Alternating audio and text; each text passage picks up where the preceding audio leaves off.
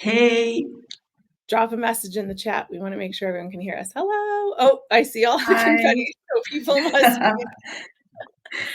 Hi, everyone. I am Christine Bevilacqua. If you haven't seen or heard me yet, I work with Dan and Corey over on the APIsecU side of things. And I'm joined today by Theresa Pereira. Do I say that right? Yes. And Theresa, if you're not familiar with Theresa, she also has collaborated with us several times on the APIsecU side. In fact, she has her own course out there, Getting Started with Pen Testing. And if you haven't taken it yet, I highly recommend it. It's a really good, just baseline. What do you need to think about? How do you get your ducks in a row so that you're not, I guess, so that you're not testing without a roadmap, right? And so it's a fantastic course. Definitely take that if you haven't already. And you can catch a bunch of Theresa's past sessions. She's joined us several times out on our YouTube channel. So thank you for joining us here today, Theresa. I'm going to bring our presentation up to the screen. Yes. So we are here, today's session. Oh, I see your question. Adadayo, yes, we will have the recordings up. We're a little bit late because I was out for a couple of days, but I'll have recordings up on YouTube of the first 3 sessions plus today's session by the end of the day today. So you should be able to get all of them. Thank you, Gabrielle, for putting that pen testing course link in the chat. That's awesome. All right, I'm going to turn off all of our confetti. I always forget how to do this. Okay. Today, we are here to talk about OWASP API number 2, Broken Authentication, one of the big 3, right? And then we'll give you a little sneak preview in a minute of what our Thursday, or no, today is Thursday, what our Tuesday next week is. Oh my gosh, I don't even know what day it is. All right, so today we're going to go deep on API number 2, Broken Authentication. Over the next 30 minutes, you're going to learn what it is, how attackers actually are exploiting it in the real world. Theresa is going to run you through some hands-on live lab on how to test for it safely. And we'll wrap with, what are some concrete defenses that you can implement this week to make sure that you are not leaving the front door wide open. And I think the moral of the story with today's session is really when authentication breaks, right? Attackers don't need any 0 days. They can just walk right in. And the impact is immediate. You have account takeovers. They've got bulk data access. There's downstream abuse. I think that if you take anything away from today, it's making sure that you know what all of your APIs are and that those endpoints are secured.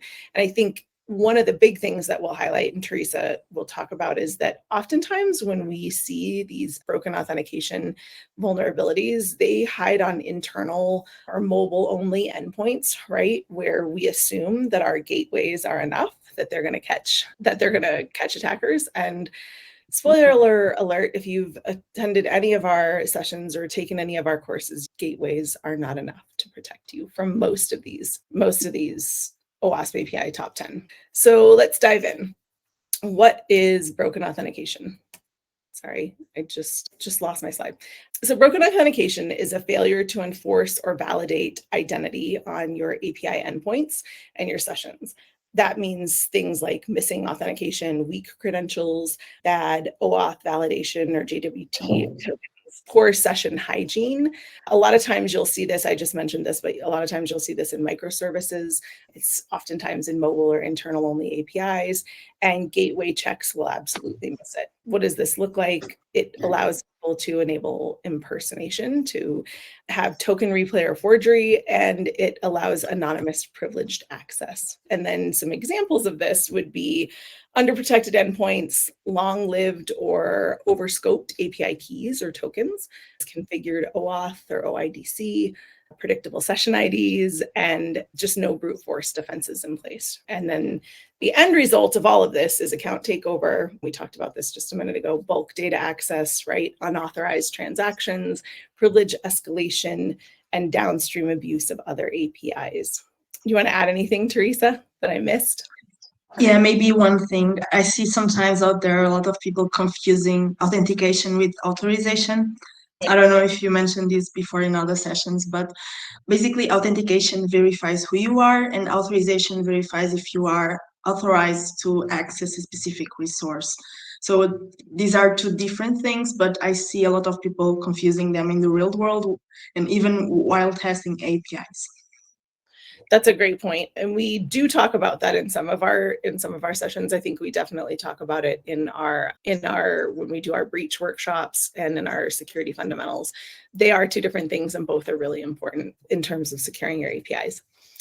One of the things that, if you've been following along on all of these sessions, we like to bring you a story. And as I was thinking about, what do I want to talk about? Because OWASP API number 2 is in the top 3 for a reason. It factors into a ton of the breaches that we've seen over the last 5 years. I've highlighted some of these on the screen, and we talk about these ad nauseum and other things, right? We go into the USPS hack, we go into the Trello hack, Duolingo. So if you want deep dive stories on all of those, you can catch those on any of our security fundamentals course or API security workshop replays. And even beyond that, I was looking at, I wonder what else isn't on this list. And I got a whole host of other, I think there were like 14 just in the last 12 months that were documented. And one of the things that I noticed that's increasing and that we've seen, I think 3 or 4 just in the last several months, are missing authentication on GraphQL APIs. So something to think about there is the different types of APIs that are coming out. And I think GitLab was missing authentication. There was one on Foreman, Chaos Mesh. So those are just the last couple months. And for today, we're going to jump into one that we don't talk about very often, but happens to be what I think is the biggest API breach attributed to OWASP number 2, which is T-Mobile. So T-Mobile in January of 2023 had 37 million customer records breached. It's the most widely confirmed breach, attributable again to OWASP number 2. And it all boils down to a bad actor was obtaining data through a single API endpoint that did not have authorization on it. And so the story behind this is T-Mobile had a SOC to start the new year, and they saw odd traffic on an internal dashboard, nothing dramatic. And then they quickly pivoted their investigation and looked at the pattern, and they saw that there was a single API that shouldn't be returning so much customer metadata, right? The API wasn't built for that. So they pulled that thread, and it unraveled weeks and weeks of quiet extraction. So in their SEC filing, T-Mobile, again, they wrote that it was a bad actor. They were in a single API that didn't have authentication or authorization. Misspoke the first time. So the team went back and we traced and contained and shut it down within a couple of days of discovery. No passwords or payment data were touched in this, but the API did reliably yield a lot of personal PII data at scale, right? Billing addresses, emails, phone numbers, names, dates of birth, account numbers, your plan features, what kind of signals that supercharge your SIM swaps. They were able to use that data to then go into and do phishing and fraud attacks.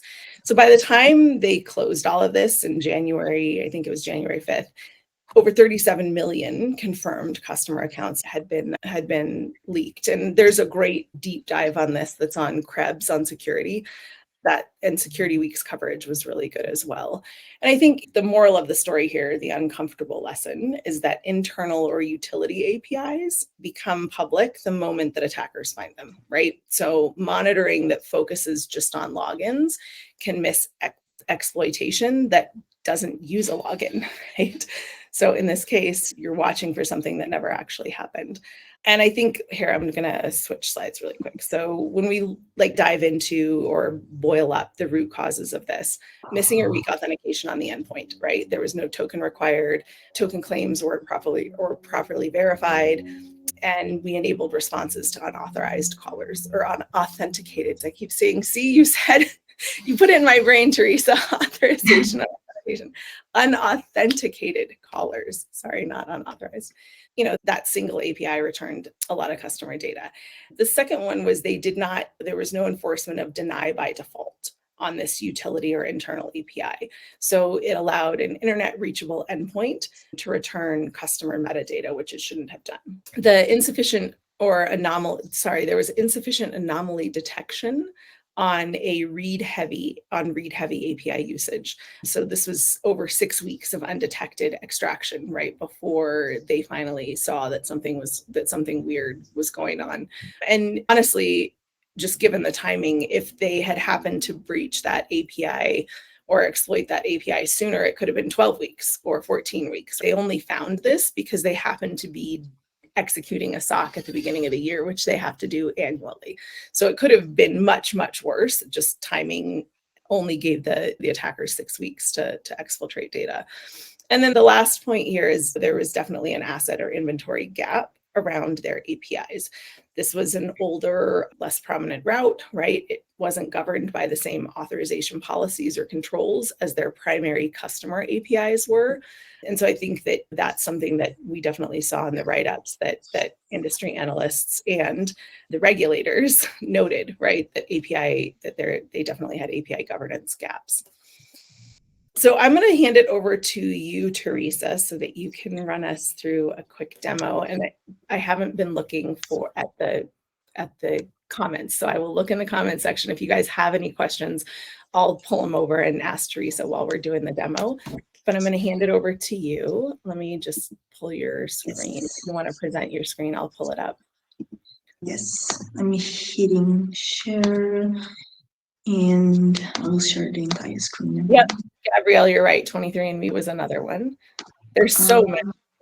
And honestly, a lot of times we focus on what the other OWASPs were that caused the most damage, but broken authentication, as from listening to us, it factors in like 80% of the examples that we share. It starts with broken authentication or weak authentication, and then or no authentication, more often than not, no authentication at all.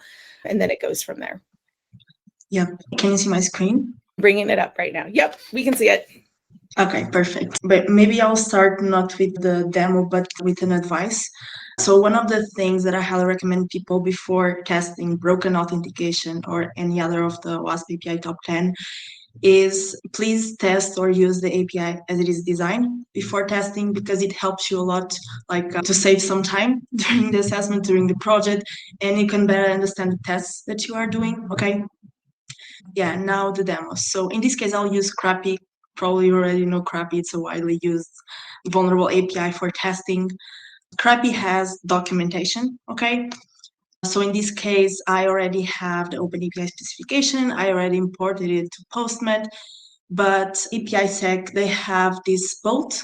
Okay, so if you don't have any documentation, you can use it to enumerate, discover new endpoints, and this way you can build the OpenAPI specification yourself. Okay, but in this case, we already have the documentation. Like I said, I already imported it into Postman. Okay.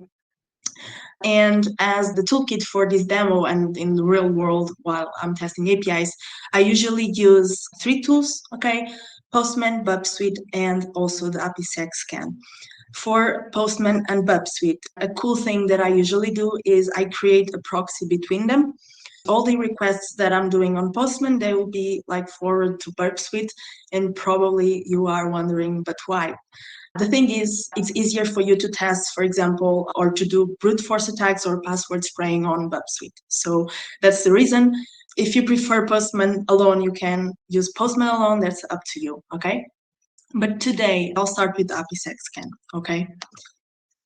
Okay, in here. In this case, and APIsec, they have courses about this, okay? I know that in other sessions, Christine and others probably already covered the scan. So in this case, I already have the API in the application in here, okay? I already ran a few tests. To test this, in here you have the app model. It's like a guide through that you can use, okay? Like a kind of a checklist for you.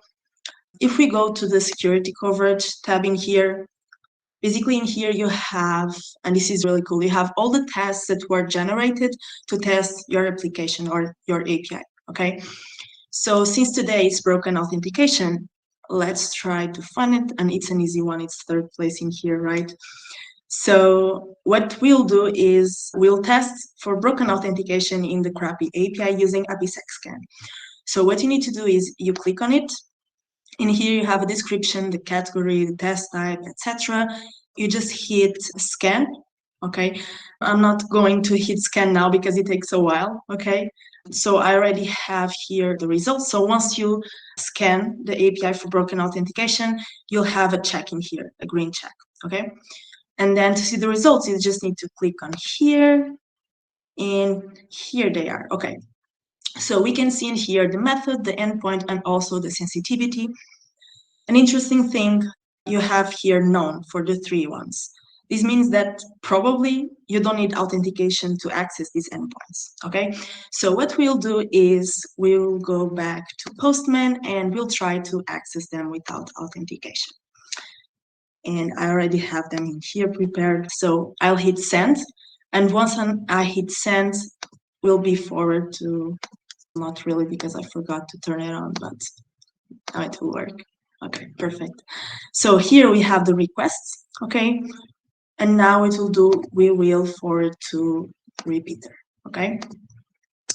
Here's the request. As you can see, we need a report ID. So let's try our luck and let's do report ID equals 1. And there it is, okay? So in here, we are able to request the API, to do an API request without any authentication. And guess what? We were able to find the email for the CRAPI API. So this john@example.com, okay? So what we'll do next is, since we have a valid email, and if you are already familiar with the CRAPI API, you have this forgot password feature in here. And what you need in here is you need to give them an email and they will send you an OTP in order for you to reset the password, okay? So what we'll do is I'll go back to the identity one in here, and then we need to ask for, actually we're going to ask for the OTP, okay? And send it to our email. So I'll just hit try in here to send it to BurpSuite, okay? And let's do send to repeater again. Okay, and then in here we need to add the email. And we just hit send. Okay, so the OTP was sent to our email. Okay, now what we need to do is we need to make a request, or at least try to make the request in order to reset the password. And for that, we need to do this check OTP in here. Okay, and this is why I said at the beginning, it's really important for you to know how the API is designed, because this way you know exactly where you need to go in every step of the tests, okay? So in this case, we just asked for the password reset OTP, and now we need to check the OTP in order to reset the password. So I'll just hit send in here again and send it to BurpSuite again, repeater, and in here, I'll just enter the email. Okay, for the password, let's say, and this is really cool because CRAPI, they have a password policy, so you need to use a capital letter, and I think also a special character and numbers. So we will do test 1, 2, 3, exclamation point in here. And now you are wondering, okay, and for the OTP, what we don't know the OTP. So we'll do a cool thing. We'll start with the 0000 4 zeros, okay? And we'll send this request to intruder in order to do a brute force to the OTP code, okay? And in here, if you're not familiar with Burp, it's a really cool tool. You have a lot of things that you can do in here without leaving the tool at all, so it's really cool. What we'll do is we'll select, and it's already selected, sniper attack in here. We will select the field that we want to brute force, to do the brute force attack against. And then in here, we selected the field and we say that numbers, okay? Because the OTP, it's a code, 4 digits. So it's basically from 0 to 9. So it's from 0 to 9999 in here, okay? And now we'll just hit start attack. And I'm using the community version, so it takes a lot of time, okay? And also probably we won't be able to complete all the reset password scenario, but yeah, anyway. And in here, I saw a 503 somewhere. Yeah, it's here. So if you see, we have 500, okay, and 503. And this happens because, and I'm going to close this one. This happens because for the V3, for the version 3 of this API, they already have rate limiting in place, okay? I know this because I did like some research prior to the demo, so I know that in version 2, they don't have any rate limiting. So let's do the process again, send to intruder, select the OTP again, we say numbers, 99999, and we hit start attack again. Like I said, we have, I don't know how many tries, so probably you won't be able to see the final result of it, but this is a cool way that you can test in real world APIs, okay? And one of other things that you can test is, and I'm going to show you that in a moment, I'll leave it in here as a background. So we know that we have a sign up feature in here. So what we'll do is we'll create an account, okay? And I'm sorry if this is really confusing between Postman and BurpSuite. It's just because it's easier for me to test this way. Okay, so in here we have the sign up. And for the email, let's say Theresa@mail.com. We'll say for the name, my name. For the number, I'll just make up number. Okay. And for the password, let's say Theresa 123 exclamation point. And let's hit send. Okay, so now we have a valid user in the API. We'll need to log in. So let's go to this login endpoint, send it. Let's receive it in BurpSuite again. And let's log in using the user that we just created. And my memory is terrible, so I'll need to copy. Okay, guys. So password.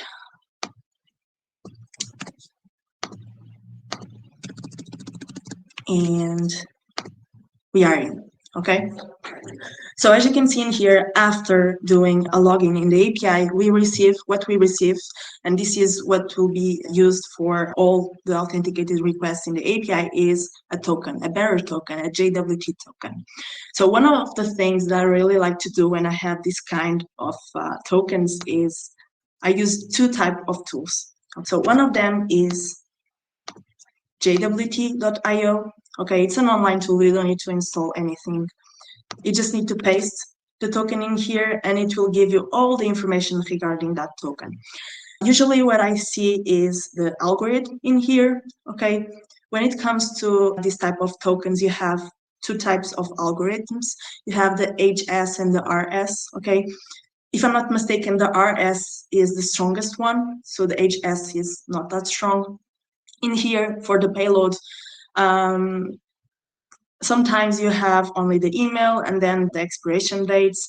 In other cases, and this is also a vulnerability when it comes, for example, to information excessive exposure, you have other informations in here such as, I won't say passwords, but other sensitive codes that you can use in the API as well.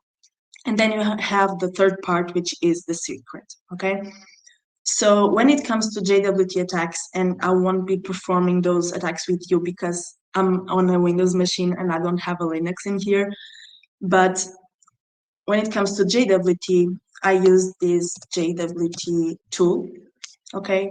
You can go to GitHub, you can download it, and it's really cool because you can like mess up with tokens, okay? You can, for example, change the algorithm in here to, in this case, it's HS, but if it was RS, you could try to change it or downgrade it to HS. You can try to use the token with a known algorithm, okay? You can try to crack the secret in here. And for that, you have a ton of lists that you can use to do so, okay? So that's one thing that I really like to do. You have a ton of attacks that you can do with this JWT tool, okay, in here. Other things that I really like to test, and let me check the progress of this. Let's see if we have a 200. No, we don't, unfortunately. Okay, that's fine. As I was saying, another thing that I really like to do is, for example, in this case, we had, let me go back to BurpSuite. So we have this email from John, okay? For example, if you know that a company follows a specific pattern for password and email, for example, at college, at universities, usually they have, I don't know, the email is your name, first name, last name, and then the password is your VAT number or something like that. If you know that, you can try to brute force, like you create a list of VAT numbers, for example, and you can try to brute force the API and the login page. You can also do password spraying. For example, if you have shared accounts, I never saw shared accounts in an API, but I'm sure that you have, well, I think I saw it. It really depends on the name. Sometimes it's really hard for you to distinguish if it's shared or not. But if you have, for example, shared accounts, what's the probability for the company to create like 3 accounts with the same password? Maybe it's nonsense, but maybe it's like a real world thing. So you can try to do password spraying, like you discover the password for one account and then you just brute force the password for the other accounts. Okay, that's called password spraying. Another thing that you can do in BurpSuite as well when it comes to tokens, and this one I won't be showing you as well, but you can enter the token in here and it will say if it's a strong one, if it has like a lot of entropy or not. So that's also a cool thing that you can include in the report. Let's go back to BurpSuite to see if we have a 200. I really wanted to show you this working, but I don't think we will have time. Yeah, no. But I'll go back to the APIsec scan to show you a few more things. So you can also analyze, we know that for these we don't have any authentication, okay? You can try to analyze for the others.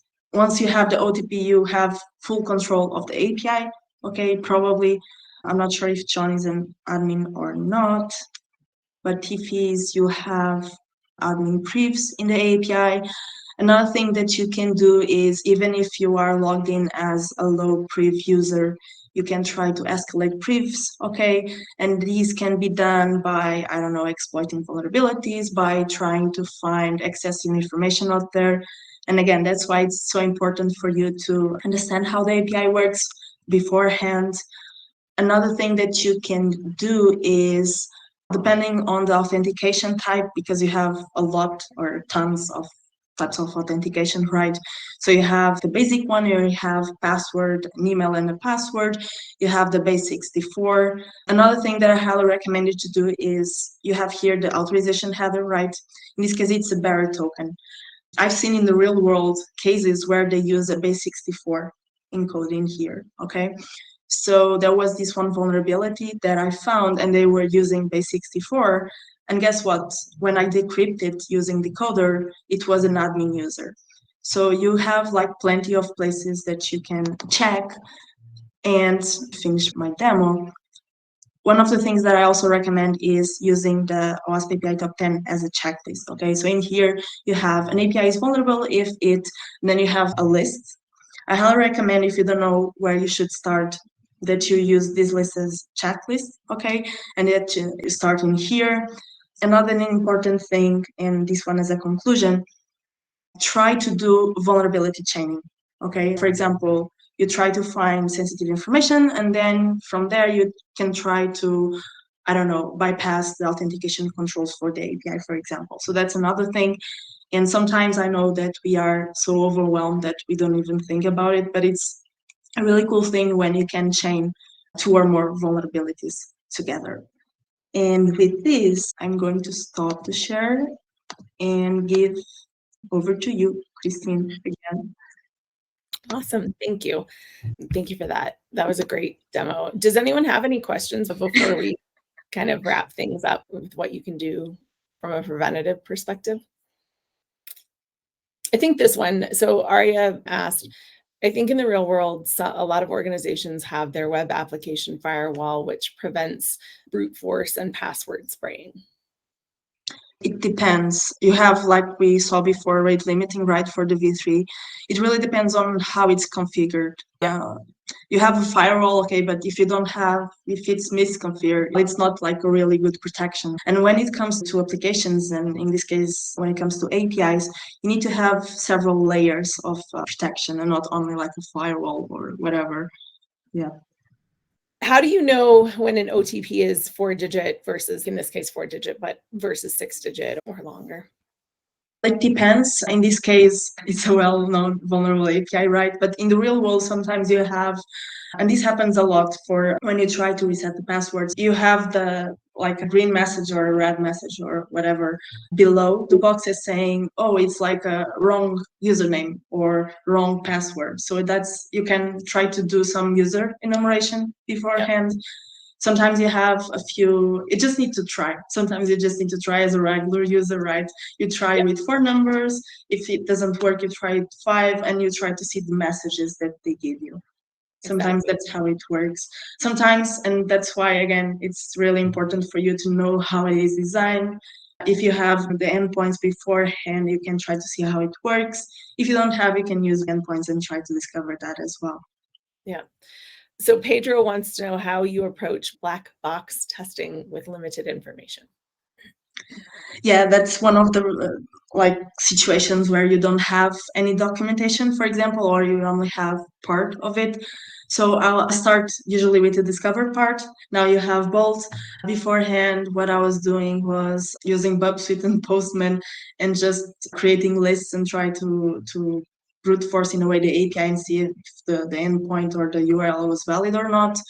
You have several URLs, like, for example, the auth, the login, the sign up. Those names are always in there, okay? Typically, companies, they use the same name for those API endpoints. But in those cases, I start with discover, with API discovery. It's not that easy, but we have, I think, Corey's course, the 12 hours one, he teaches how to do API discovery. And in my course, I also have a few tools that you can use to do. Yeah, and Felipe put a couple in the chat as well. Kite Runner, definitely. I know Corey goes through that in his course. So that's a good point, Theresa. There are a lot of great pointers. We haven't talked about it recently, but if you all haven't already gone and gotten the APIsecU GPT, so there is an APIsec University specific GPT that is loaded up with all of the knowledge from every single course we've ever done, every single presentation that we've ever had, live session, all of our APIsecCon sessions, everything's in there. It was built by Corey. It's also a great place to go and ask some of these questions, right? Because it will give you a list of all the different tools and how people use them. Use that for sure as a resource. It's a great resource. And I can't say enough about it. I use it every day, multiple times a day. And it can do a lot more beyond that, right? It can actually help you build test plans. It can look at specs. It can do lots of things. Maybe we'll have to do another deep dive session just on AU GPT as part of one of these OWASP Octobers. Yep. Yes, Felipe, for sure. If you haven't gone through all of the APIsecU courses, do. Yeah. And not everybody has that much time, though, so that's why I put APIsecU GPT out there. It's a shortcut. It does not replace taking the actual courses and getting that hands-on education and practice time, but it is a shortcut if you're short on time and you just need a quick answer because you're in the middle of trying to test something and you're on a timeline. Yep. And another cool thing, before going to conclusion, you can earn CP credits with the courses. So if you need them.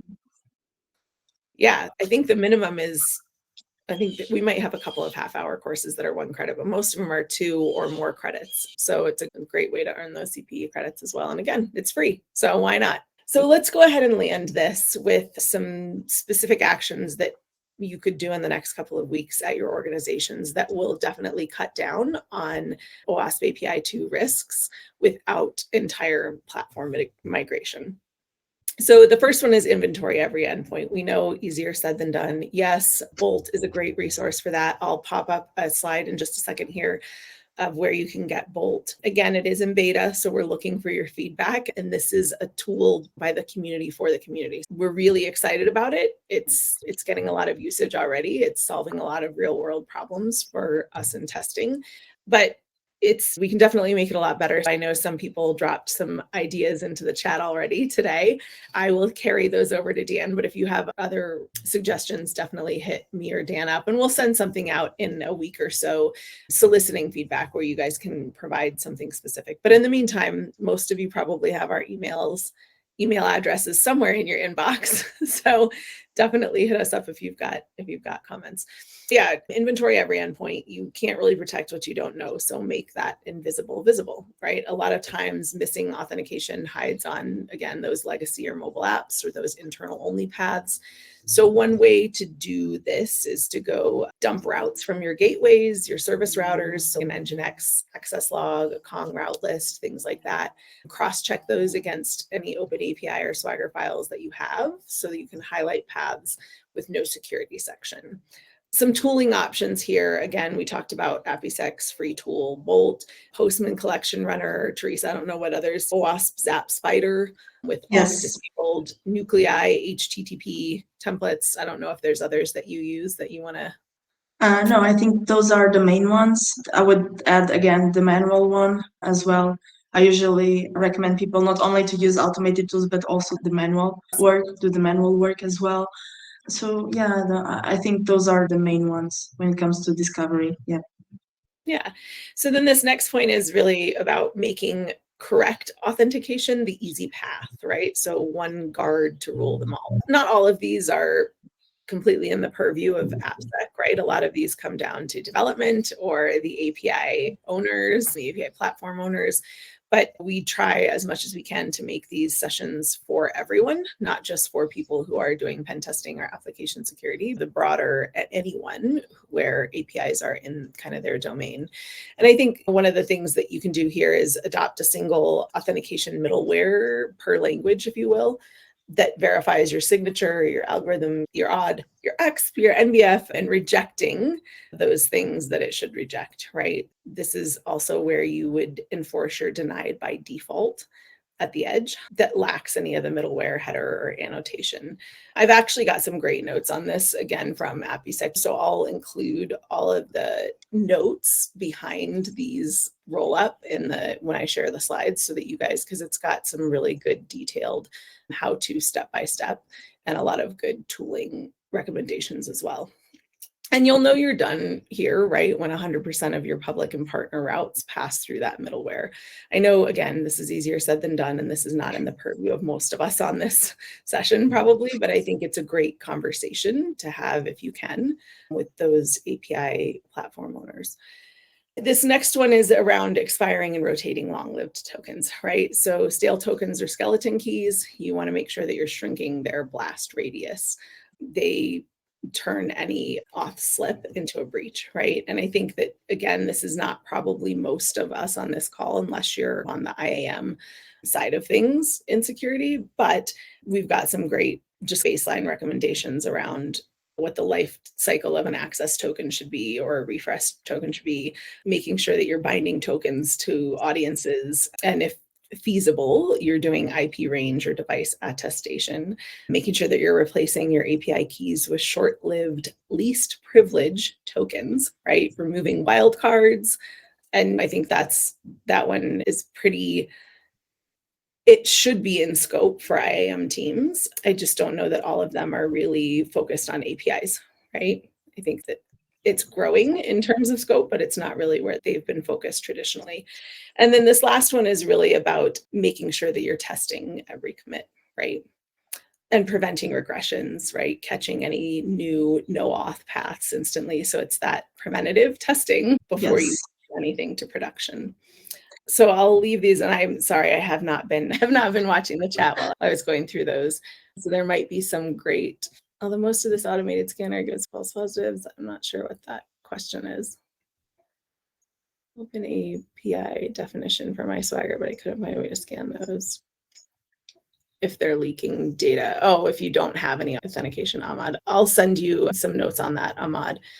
And it looks like Felipe had some great responses for you as well on BurpSuite extensions into different formats. Yeah.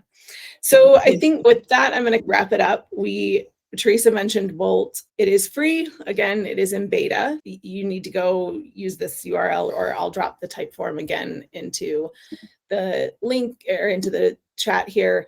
You'll need to request access. So when you go in here, you'll get an email from me or Dan, and it will give you a link to request access because we have to host the file somewhere. This is a Chrome extension.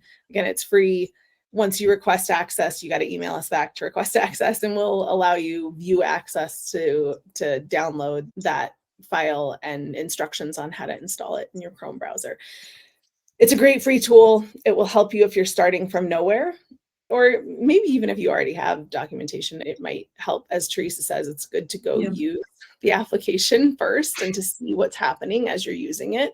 I think a spec is great, but it really helps to understand how the application functions before you dive into testing. And this is a great tool to help you do that, because you can actually see all those API calls as you're clicking around and as you're using the application. And with that, I will close it out. We've got another session on Tuesday, same time, same place. That one, we will have Jesse back on. So Jesse is going to go through OWASP API number 4, unrestricted resource consumption. And I think Dan's going to be on with Jesse as well. It'll either be me or Dan, but probably Dan. So yeah, we're excited to see everyone next week on the next session. Thank you guys all so much for joining us for these. And Theresa, thank you. That was an amazing deep dive into how do you test for OWASP API number 2. Yeah, thank you so much. And thank you, guys. Yeah, thanks, everyone. Have a great weekend. Thank you. Bye. Bye.